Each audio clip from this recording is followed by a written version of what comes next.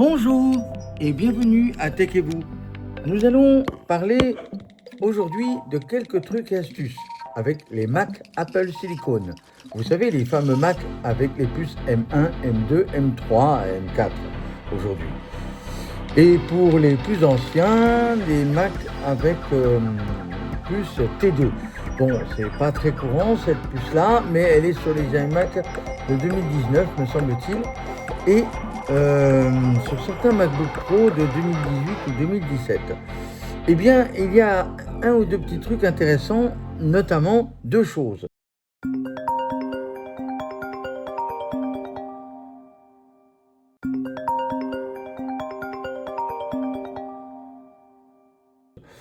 Vous êtes en mesure de pouvoir éventuellement aller sur la partition système. Alors, il est vivement conseillé de le faire avec un clavier filaire, bien qu'on peut le faire en Bluetooth, mais il peut arriver que pour la partition, on va dire, la partition boot system, c'est un petit peu plus tordu, mais c'est possible. Nous allons parler d'un truc qui est très rare, mais que parfois l'assistance Apple peut vous demander. Bon, je dis c'est très rare, mais sachez que c'est possible de le faire. Et puis c'est un petit truc, c'est une petite dédicace à Karine. On peut aller sur le bout du diagnostic d'Apple. Si, vous allez voir. On peut demander à faire un diagnostic de la machine, savoir si quelque chose fonctionne. Bon, là, ce Mac fonctionne bien, mais on peut le faire. Alors, prérequis, il faut éteindre l'ordinateur. Le mieux, c'est d'avoir un clavier filaire, mais on peut le faire avec un clavier Bluetooth déjà jumelé. Si c'est pas jumelé, va falloir le jumeler auparavant. Mais bon, on va partir du principe que, puisque c'est mon cas, qu'il est jumelé. Alors, vous allez éteindre le Mac, puis on va l'allumer et on va attendre que le système soit sur son choix de démarrage système. Alors, effectivement, pour moi, par exemple, qui suis en Mac mini, c'est un petit peu plus long parce qu'il faut que l'écran réagisse et il faut que l'image apparaisse, ce qui est le cas maintenant. Ensuite, il faut que le clavier soit reconnu par le système. Alors, c'est un petit peu plus lent. Mais vous, si vous avez un clavier filaire, ça va être assez rapide. Une fois que votre clavier filaire est détecté, vous allez vous avez deux choix. Soit vous lancez VoiceOver, ce que vous pouvez faire d'ailleurs, ce qu'on va faire d'ailleurs d'une certaine manière.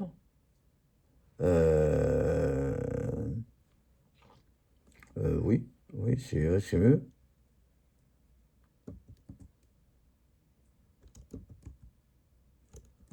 Alors, si on ne peut pas activer VoiceOver au départ, ce qui est peu probable, on va faire, donc juste après le petit donc de démarrage, vous maintenez appuyé encore 5 ou 6 secondes sur le bouton d'alimentation et vous le relâchez lorsque vous avez les deux systèmes et vous faites commande D.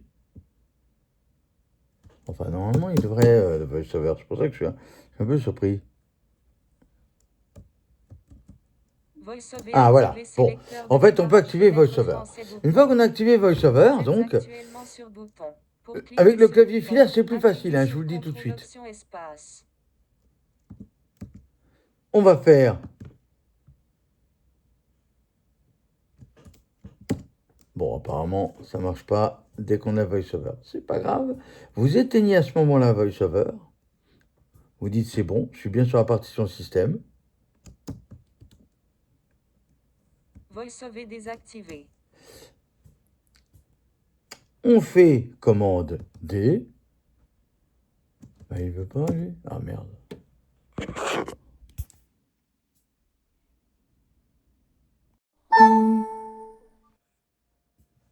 Une fois qu'on a fait commande D, le Mac va redémarrer.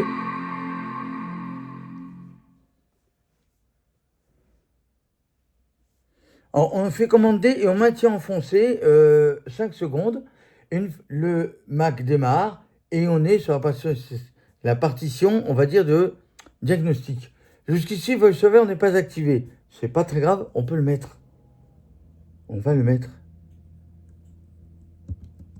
VoiceOver activé diagnostic Alors, loader dialogue. Voilà, on a le choix des langues. Suomi, espagnol, gré, 2, danse, estina, catal, arabique, On va revenir à France. Danse, 2, gré, espagnol, Suomi, français, fen. Alors, il ne dit pas, il dit connexion internet non disponible. C'est-à-dire que il va falloir au départ, si on veut avoir un diagnostic auprès d'Apple, de faire VHOMAGE MM.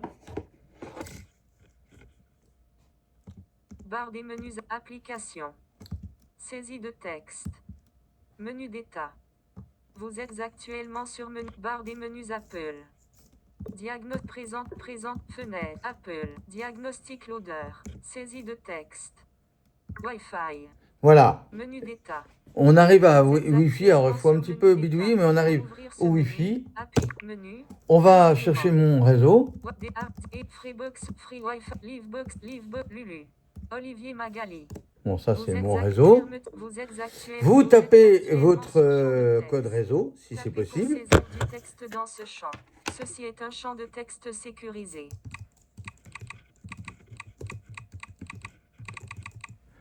Une fois que c'est fait, vous validez. Et Internet connexion note de Tecten. Mixture de network connexion is active and de trial. Ensuite, OK. Par des tableaux ligne 1 sur 40. OK. Par défaut bouton. On sort du tableau et on fait changer restart null par défaut bouton. Vous êtes actuellement sur bouton. Pour cliquer ce bouton, appuyez sur compte don't restart. Ouais, don't restart. OK. Par défaut bouton. Fermeture du dialogue OK. Tableau ligne 1 sur 40. Alors là, effectivement, il veut que je choisisse la langue, je sais pas pourquoi. Français, fen, OK. Par diagnostic load. Vous êtes Et actuellement sur test agent. Le système fait un diagnostic réseau rapide. Et diagnostic et réparation. Diagnostic permet à Apple d'identifier des problèmes potentiels de matériel et de logiciel qui affectent cet appareil. Pour procéder à une réparation, une étape de configuration du système peut être nécessaire. Conditions générales. Si vous ne souhaitez pas qu'Apple collecte ces informations, exécutez les diagnostics hors ligne en sélectionnant Exécuter hors ligne ou en appuyant sur la touche Échat. Vous êtes actuellement sur élément texte. Exécutez les diagnostics hors ligne. Aucune information. Vous acceptez qu'Apple collecte, utilise et conserve les informations ci-dessus à des fins de diagnostic et d'assistance. Alors vous avez le choix améliorer ses produits. De le faire hors ligne, de le faire en ligne. Redémarrer image. Alors, lorsqu'il y a image, en fait, il y a en bas de l'écran, il y a votre numéro de série, en fait. Mais vous n'aurez pas à le connaître puisqu'il va être envoyé en ligne. Vous acceptez qu'Apple collecte, utilise. Alors, on va accepter.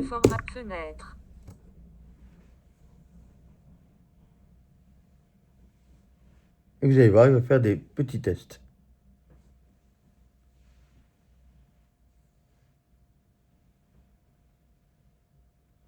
Fermé, par défaut bouton. Aucune session n'a été trouvée pour cet appareil.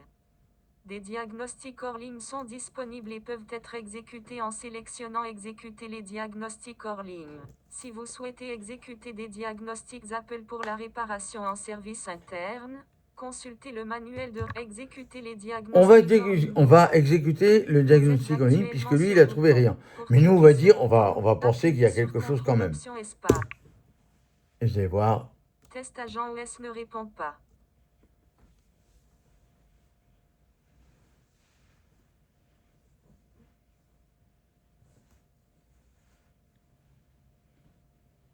Il va faire son diagnostic.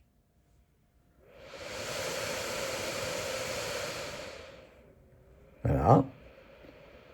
Il vérifie l'état du ventilateur. Il fait un test de chauffe du processeur.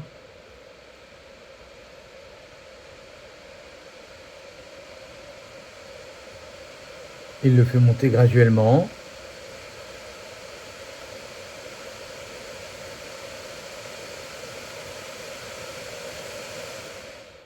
Hop. Ensuite, il fait un test mémoire. Ensuite, il fait un test du disque. Et voilà, il est...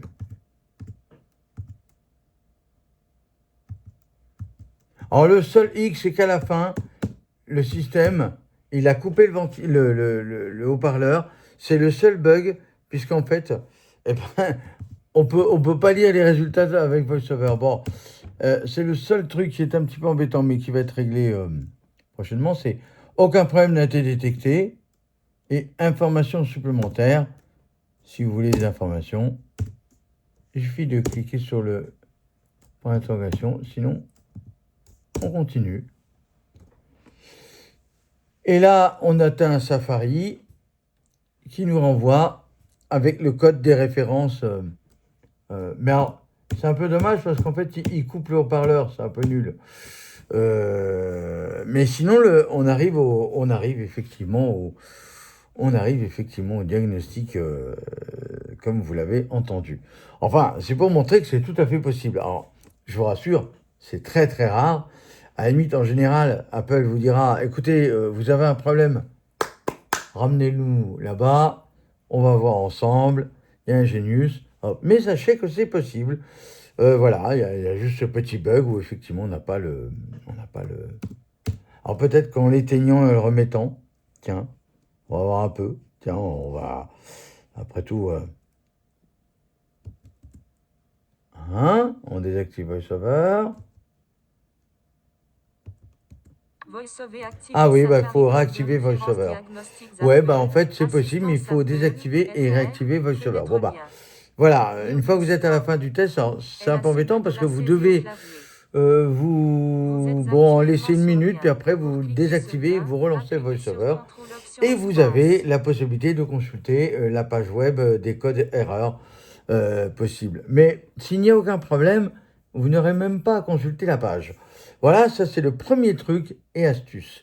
Je vais vous en montrer une deuxième, toujours très utile avec Apple Silicon, qui est assez pratique quand on est un petit bidouilleur. Et là, c'est une petite dédicace, c'est plus à Karine, c'est à Cyril, qui disait dans Cécimac, ouais, on n'arrivait pas à voir au moment de démarrage, VoiceOver en français et tout. Et ben, je vais vous montrer que, d'ailleurs, vous l'avez vu un petit peu, et ben, maintenant, il y a un seul cas de figure où VoiceOver est en anglais, mais on ne le fera pas là. Mais sinon, lorsque vous démarrez votre Mac sur la partition de boot, VoiceOver est en français. Bon, la voix est dégueulasse, mais voilà, on n'a déjà pas, on n'a pas les voix, on n'a pas les voix de Jaws, c'est déjà ça. Bon, hein. Voilà, on se retrouve tout de suite après cette petite musique d'attente.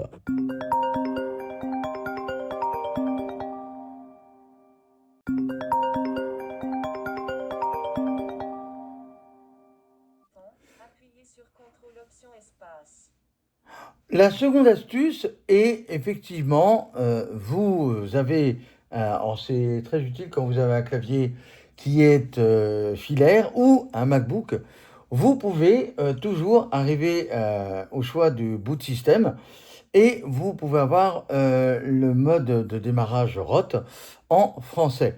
Alors, c'est quand même préférable d'avoir un clavier, je le redis, en filaire ou d'avoir un clavier Bluetooth jumelé. C'est quand même mieux. Première étape, il faut appuyer assez longuement jusqu'à ce que vous ayez entendu le dong et d'attendre encore 5 petites secondes ou une dizaine de secondes quand vous avez un clavier Bluetooth. Par défaut, ce qui va être très bien puisque votre Mac a été configuré en français, tout va se passer en français. Il faut donc, une fois qu'on a entendu le dong, que le clavier est bien jumelé ou que, par défaut, vous avez déjà fait le MacBook, le clavier, il est jumelé. Il faut lancer VoiceOver. Une fois que vous avez lancé VoiceOver, eh bien, il va se mettre par défaut sur la partition disque qu'il appelle sobrement, s'il veut bien. C'est fou ça. Français bouton, choisir un disque français, choisir entrée, choisir un disque gris, un élément sélectionné. Le disque nommé Macintosh HD a été sélectionné. Voilà, par défaut, il se met sur ça. Alors, soit il se met sur ça, soit il est sur français. Voilà, il indique qu'il est en français. Dans ce cas-là, vous devez aller avec VO flèche droite, vous allez sur la sélection des disques, vous faites une interaction. Ça, et on fait encore VO flèche droite. Le bouton nommé option a été sélectionné pour démarrer en mode de récupération groupe. Et il suffit de faire VO espace. Enfin non. Il faut encore interagir visiblement. Et on passe sur option. Quand je dis option, continuer. Et là, on démarre la partition système. Sélecteur de langue est en exécution en arrière-plan.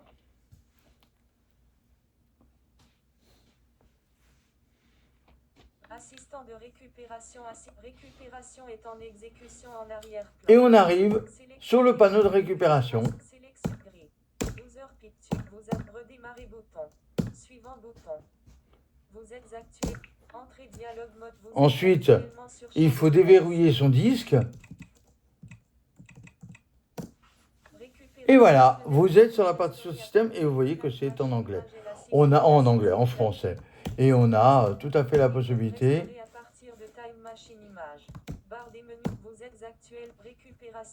On a tous les outils.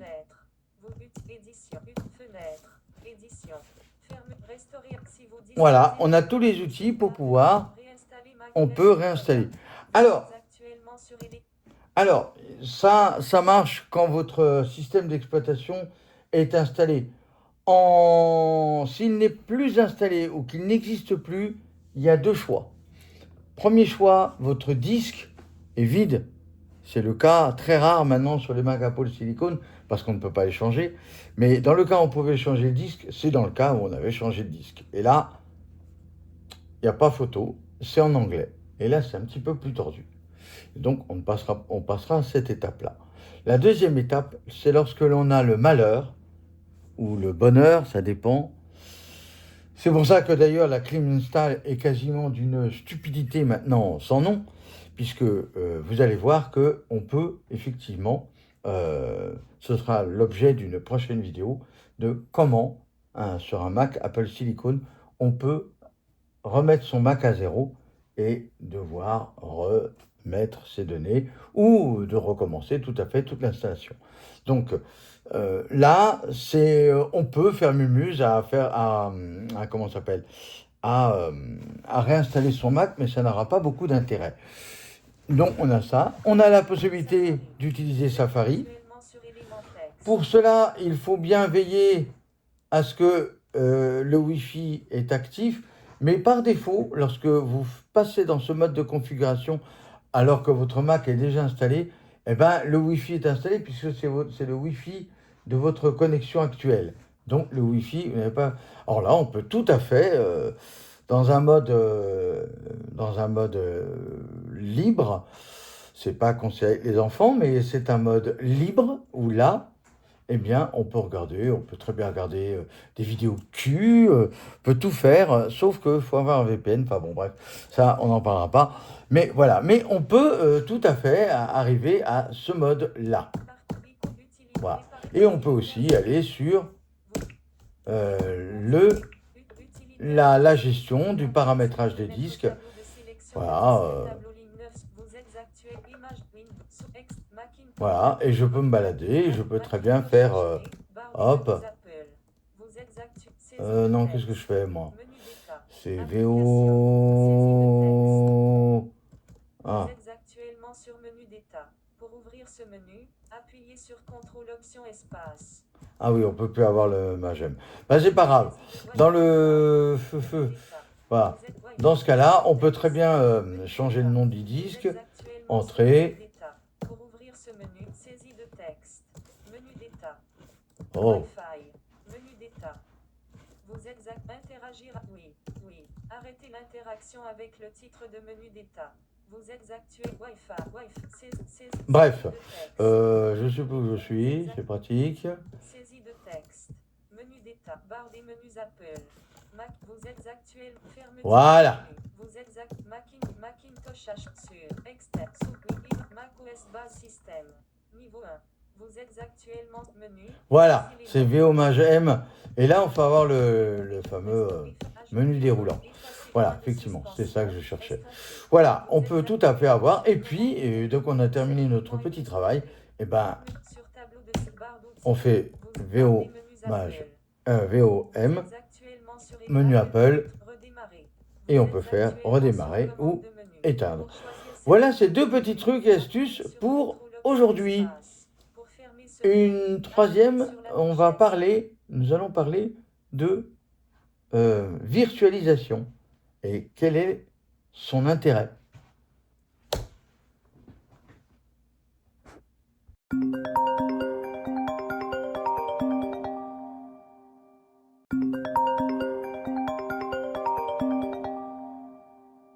Nous continuons avec Tekevou dans la virtualisation. Alors déjà, qu'est-ce que ça veut dire virtualiser? En fait, jusqu'ici, il y avait deux façons d'exécuter Windows, soit d'avoir un PC, soit d'avoir un démarrage Windows avec le Mac. C'était vrai pour les Mac dits qu'on appelle Intel, ou les anciens Mac. On avait une partition, on avait le feu Bootcamp, qui était capable de créer une partition avec dedans Windows.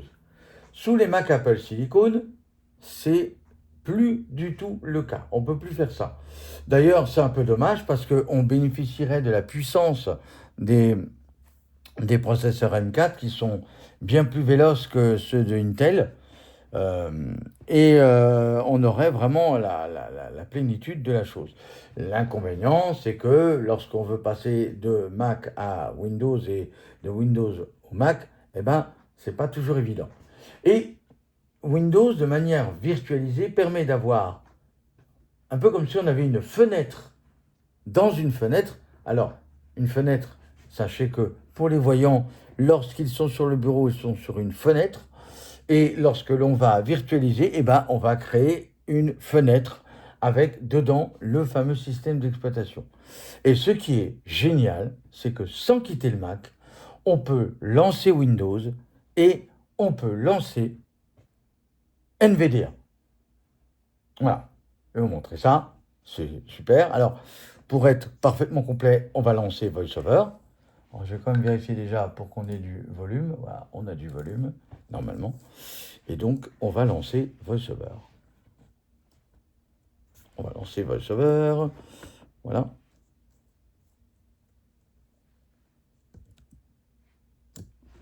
VoiceOver activé Finder, Bureau, Macintosh HD, volume. Maintenant, Action disponible. nous allons aller sur le dock Doc. et on va chercher Finder, Parallèle ouvert, 1 Desktop. sur 40, rappel, musique, my canal, rien streaming, voilà, Logic Parallèle Desktop, 26 sur 41. Parallèle On lance. Desktop, Parallèle Windows 11, fenêtre. Windows 11 est en exécution en arrière-plan. Alors là, il est en Windows arrière-plan. configure VM, title message. Alors,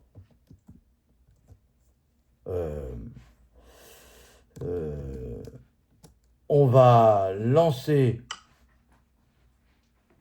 le Windows et on va quitter VoiceOver.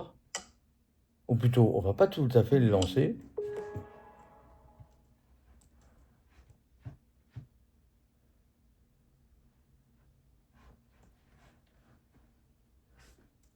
Là, ma session va s'ouvrir.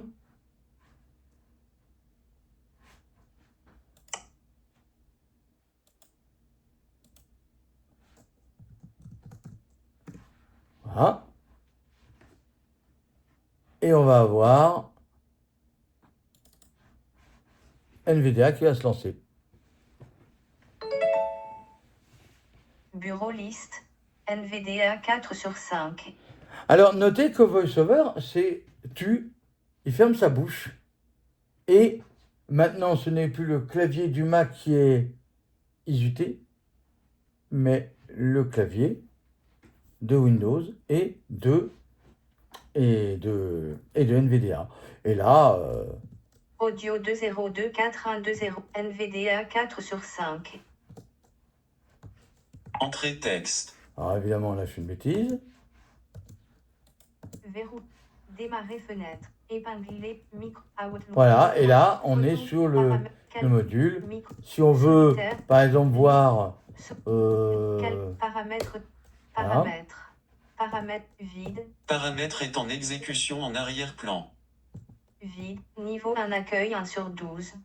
Système non sélectionné. Bluetooth et appareil non. Réseau et Internet. Personnalisation. Application. Compte non sélectionné. Heure et langue non. Et voilà. Et on peut gérer 9 sur Windows 12, niveau 1. et utiliser NVDA comme on pourrait utiliser NVDA sur un PC. Et voilà. Et quand on veut quitter, eh ben, il File de suffit, bureau, Macintosh HD, il volume. suffit de Action faire disponible. commande tab. Ensuite, on va faire Barre des menu d'état. Menu d'état. Parallèle desktop. Menu d'état. Interagir avec le titre de menu d'état. voilà. Menu, 12 Alors, on y éléments. arrive. Coche, affichage. Et là, je peux accès fermer. compte sans précompte, à propos de parallèle desktop. Alors là, on Près peut sans fermer compte, soit affiche, coche. par le biais de Windows parallèle 11. desktop, soit Ferme revenir à espace Windows. avec parallèle desktop contenant Windows 11 fenêtre. Espace plein écran. Et NVDA 4 sur 5. Audio. Find de parallèle desktop. Application. Vert. Ma parallèle desktop. Windows 11 fenêtre. Title message. alors le truc, c'est que on est vite piégé par le fait de comment ça s'appelle de VoiceOver, alors qu'on n'utilise plus VoiceOver. Et si je veux éteindre, bah, je fais Windows. Démarrer fenêtre. Et bloc. Voilà. Alors là, Microsoft Mahjong. Gauche. I. C. Mahjong. voilà, Mahjong. Microsoft. voilà. Alors, je sais pas, mais on va pouvoir fermer. Donc, Marche. alors moi, je sais pas trop utiliser NVDA. Mais en fait, vous pouvez, si vous utilisez NVDA 3 en sur plus de 4. votre Mac, bah, vous pouvez gérer les deux. Alors, l'intérêt est extrêmement limité. Si vous n'avez pas ou très peu de choses qui sont enfin, s'il y a très peu de... Si toutes les applications que vous utilisez sur Mac Action disponible. et qui sont utiles sur Windows et que vous arrivez mieux sur l'un des deux mondes, eh ben, vous le faites sur l'un des deux mondes. Et vous pouvez synchroniser les dossiers et ainsi de suite. Bon, c'est un petit truc, mais voilà, sachez que c'est tout à fait possible de créer un peu comme une bulle. Voilà. Alors, pour la plupart d'entre vous, peut-être que c'est quasiment inutile, mais pour d'autres, ça peut être très intéressant. Notamment en entreprise d'ailleurs, parce qu'on peut passer d'un mode entreprise avec un accès Windows et puis un accès plus personnel, Mac. Ça, c'est tout à fait possible, puisqu'on peut faire du tunneling, c'est-à-dire que l'entreprise a accès à une partie de la machine, qui est domicile, la section porte, Windows, entrée, et a été déverrouillée. vous avez toujours votre Maison, section Mac, domicile, qui, elle, porte, est toujours privée. entrée, a été Voilà. verrouillée. À bientôt!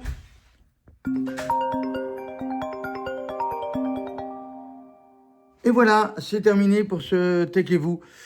J'espère qu'il vous aura plu. Alors, dernier petit avertissement que je n'avais pas dit, dans la virtualisation de Windows, il y a quand même un inconvénient qui n'est pas des moindres. Eh ben, ce que vous prenez dans le Mac, vous le perdez dans le Mac. Je m'explique. Il faut savoir que Windows a besoin d'un certain nombre de quantités de mémoire et d'espace disque. Eh ben, vous vous doutez bien que installer Windows, bon, ça paraît évident, mais il faut l'installer sur un bout du disque, ce qui devient une image à part entière, donc un fichier supplémentaire.